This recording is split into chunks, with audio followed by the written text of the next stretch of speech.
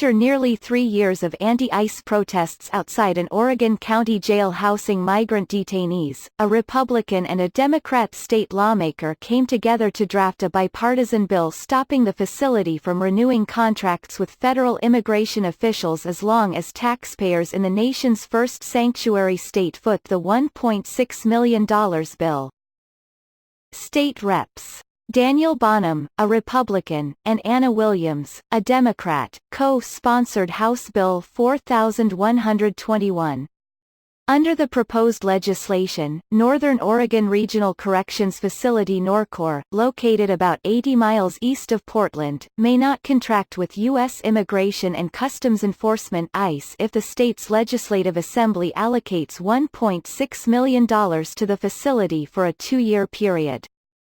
Norcor serves as a jail for adults in Hood River, Wasco, Sherman and Gilliam counties. The facility depends on its ICE contract to offset a recent slump in tax revenue, Portland's KOPB-FM reported.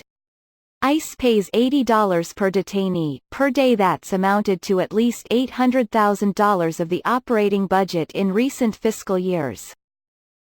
Bonham supported the bill because he feared lawsuits would force Norcor to forfeit its federal contracts with ICE, which now provides about 10% of the jail's budget without another option to get the county out of a financial bind. The agency's migrant detention center in Tacoma, Washington, is over capacity.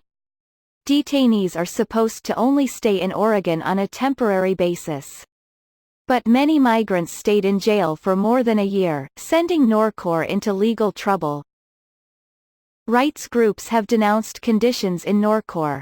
The American Civil Liberties Union of Oregon said in 2017, the year that several ICE detainees held a hunger strike, that the food is composed mainly of bread with little nutritional value and detainees must buy their own socks. Norcor denied those claims. The Gorge Ice Resistance, a coalition of groups in the Columbia River Gorge, has staged frequent protests outside the jail. Meanwhile, Williams said she supported the bill because she believes the jail's acceptance of detainees from ICE violates Oregon's sanctuary state policy. But, last year, a Wasco County judge ruled that the jail's ICE contract did not go against the state's sanctuary city status because Norcor resources aren't being used to detect or arrest people.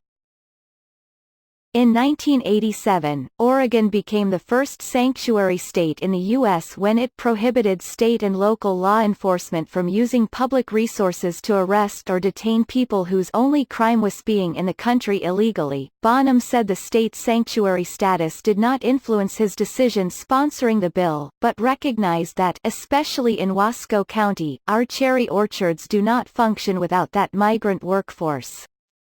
We've got a federalized weaponized border that says you can't come in or out, but we need that workforce, he added.